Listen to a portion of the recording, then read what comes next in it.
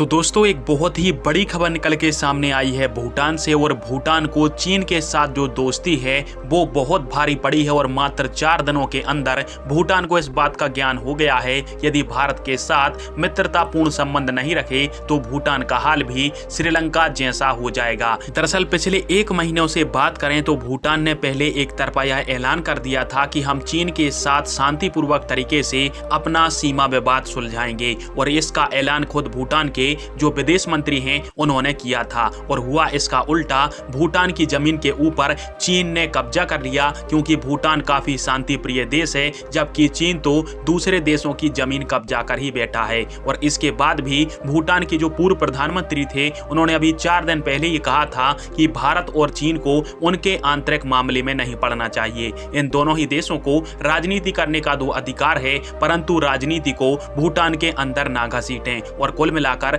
भारत से कहा था कि आप हमारे आंतरिक मामलों से दूर रहो, जबकि भारत ने इस सब के उलट हमेशा से ही भूटान की मदद ही की है। भूटान के पास डीजल पेट्रोल नहीं था तो भारत ने अपने यहाँ से डीजल पेट्रोल भूटान भिजवाया। इसके अलावा भूटान के किसानों के पास खाद और फर्टिलाइजर और कीटनाशक दवाएं नहीं थी तो भारत ने इसकी भी सप्लाई भूटान के लिए की। और साथ में भूटान की अर्थव्यवस्था को बचाने के लिए भूटान के सामान को भारत के अंदर बेचने का भी एक्सेस दे दिया। और भूटान के पास फैक्ट्री चलाने के लिए कोयला नहीं था तो बाकायदा भारत की कोल इंडिया लिमिटेड ने लाखों टन कोयले को भूटान को सप्लाई किया। और हमने इतनी सारी मदद की भूटान की, इसके बावजूद भी भूटान के पूर्व प्रधानमंत्री बोलते हैं कि आप हमारे आंतरिक मामलों से दूर रहो। परंतु आज इस बात को मात्र 4 दिन ही हुए हैं और भूटान की अकल ठिकाने आ चुकी है। और स्क्रीन के ऊपर आप सभी एक स्क्रीनशॉट देख सकते हो जिसके माध्यम से ऐसी जानकारी मिली है कि भूटान का जो विदेशी मुद्रा भंडार है वो तीव्रगामी गति से नीचे गिर रहा है, और आगे चलकर भूटान की जो हालत है